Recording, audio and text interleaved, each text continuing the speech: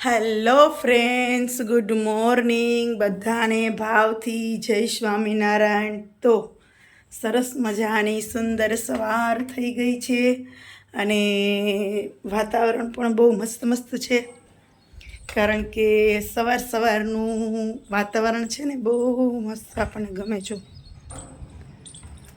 એમ થાય કે અહીંયા જ ઊભા રહીએ, પછી પાછું એમ થાય કે અહીંયા જ ઊભા રહેશું ને તો કામ બધું ભેગું થઈ જશે. કેમ થશે? મસ્ત મસ્ત પક્ષીનો કલરવ સંભળાય છે. જો મને એમ હતું કે આજે છાંટા આવશે, તો મેં છે ને મારી આ કહેવાય ને કે આ ગોઠલીનો મુખવાસ છે ને એ અંદર લઈ લીધો હતો કે વરસાદ આવશે ને તો પલળી જશે તો મારી મહેનત માથે પડશે એમ. પણ આજે એવું કંઈ લાગતું નથી અને 2-3 દિવસની આગાહી છે અને એટલે થોડુંક વધારે. ને હાલો, જો આપણે કેરીનું બોક્સ હજી ઠેકાણે કરવું બાકી છે અને અહીંયા દાબામાં કેરી નાખી છે. ઓ ગોડ, મને કે આ દાબામાં કેરી નાખી છે સોના, એ બધી ચેક કરતા રહેજો, નકર બગડી જશે. અને ફ્રીજ ભરી લેજો, અને વધારે પાકી હોય તો સ્ટોરેજ કરી લેજો. કશો વાંધો નહીં, ટાઈમ મળશે એટલે એ કરી લેશું. પણ સવારમાં તો પહેલાં થોડીક વાર છે ને મોબાઈલ દેવના દર્શન કરવા પડે, નકર મેળ ન આવે. અને કાલે રાતે તો ખરેખર ઊંઘ નથી આવતી, મગજ વિચારે ચડી ગયો તો એમ.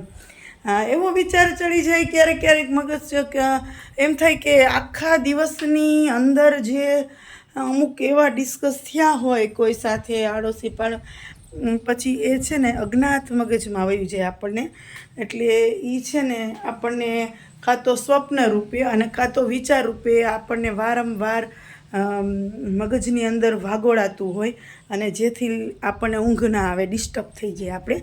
એટલે કાલે મારે બી એવું થયું કે કાલે સાંજે થોડીક વાર આજુબાજુવાળા કે બેસો ને, એટલે મેં કીધું હાલો બેસીએ. બહુ મોસ્ટલી આપણે ક્યાંય બેસતા નથી, તો તમને ખબર છે, બહુ તો પ્રોગ્રામ હોય તો જઈએ છીએ, બાકી ઘરમાં જ હોઈએ છીએ. કારણ કે આપણે આપણું કામ પરવાડી જાય એટલે રીલ્સમાં ને એમાં હોઈએ, ફોટા અપલોડ કરવામાં ને વિડીયો મૂકવામાં ને કોમેડીનું. હજી તો ટાઈમ નથી મળતો. એટલે કાલે રાતે મગજ ચગદોડે ચડ્યો ને, એટલે હું કે પડખા ફરીને પછી એક પોસ્ટ મૂકી દીધી રાતે 12 વાગે લખીને કે કેવું છે ને આ દુનિયાનું, આમ કે હરેક લોકો ક્યાંક ને ક્યાંક નેગેટિવ થિંકિંગ કરતા હોય છે. હરેક લોકો કોઈને નીચું પાડવાનું કરતા હોય છે. કોઈનું પોઝિટિવ પોઈન્ટ ઘડીકમાંથી બહાર નથી આવતો, પણ નેગેટિવ આખા ગામમાં ફેલાઈ જાય છે ચર્ચા, સગાવાલામાં. અને આ બધે જ છે, એવું નથી કે એક જગ્યાએ. અને ખાસ કરીને આપણા જે જૂના રીતિ રિવાજો, રૂઢિ વિચારો બધું પકડી રાખીએ ને એટલે. બાકી જ્યાં લોકો સતત પ્રવૃત્તિમય છે, ફોરવર્ડ છે અને પોઝિટિવ થિંકિંગવાળા છે, ત્યાં આવો કોઈ પ્રશ્ન નથી. ત્યાં તમે શું કરો છો, કેમ કરો છો, આમ કેમ થયું, એના વિશે વિચારવાનો કોઈને ટાઈમ નથી. પણ આપણે જે અહીંયા નવડા છે ને એને જ આખા મલકની ઉપાધિ છે. સગાવાલાથી લઈને પાડોશી લઈને ગામનાથી લઈને શહેરના, આ બધાની ચિંતા કરવી હોય તો એ બધાય કોણ કરે? તો કે નવરા હોય એ. એટલે પછી કાલ ઘડીક વાર મગજ તો ચગદોડે ચડી ગયો કે આવું કેમ. પછી મેં કીધું હશે, હાલો ને ભગવાનનું નામ લઈ, હનુમાન દાદાનું નામ લઈ સૂઈ ગયા. એટલે સવાર થયું વહેલું. સવારમાં ઉઠતા વેત વસંતને કીધું કે આજ તો મારો મગજ ચગદોરે ચડી ગયો, તો ઊંઘ નથી આવતી. તો કે એમ કેમ થયું? બસ એમ ક્યારેક એવું થઈ જાય કે આપણે શું હોય પણ ઊંઘ ના આવે, મગજ છે ને વિચારે ચડી જાય આપણો, એમ કોઈને કોઈ ટોપિકને લઈને એમ. એટલે કાલે એવું થયું. એટલે આજે થોડુંક આમ કંટાળાજનક લાગે છે, પણ કામ એટલું બધું છે, કપડાં બી બહુ ઝાઝા ધોવાના છે અને થોડું ઘણું બહાર જવાનું છે કાલે, એટલે આજે થોડુંક કામ ખેંચવું પડશે. તો જો આ રાવણા છે, તો ભૂખ લાગે તો આપણે રાવણા ખાઈ લેવાના, બીજું તો શું કરવાનું. અને હજી અહીંયા એટલો ઢગલો કપડાનો પડ્યો છે કે હવે મારે આ બધાય કપડાં છે ને હમણાં ધોવા જ બેસી જવું જોશે, એટલે બપોર થાય તો સુકાઈ જાય. એટલે આજે તો છે ને કંટાળો આવે છે ને, એટલે મને થાય કંઈ કામ કરવું ગમતું જ નથી. કંટાળો શું કામ છે, ઊંઘ પૂરી ના થાય ને એટલે કંટાળો આવે. કામ જાજુ ભેરાઈ ગયું હોય, ઊંઘ પૂરી ના થઈ હોય એટલે આપણને કંટાળો આવે. પણ આપણે છે ને હમણાં ભગવાનનું નામ ચાલુ કરી દેવાનું છે, બીજ મંત્ર ચાલુ કરી દેવાના છે બોલવાના, એટલે કંટાળો દૂર થઈ જાય, બરાબર ને. તો સારું, ચાલો ફાઇનલી હમણાં ટૂંક સમયમાં આપણું આ નવું આઈડીનું વરસ પૂરું થઈ જશે, બરાબર.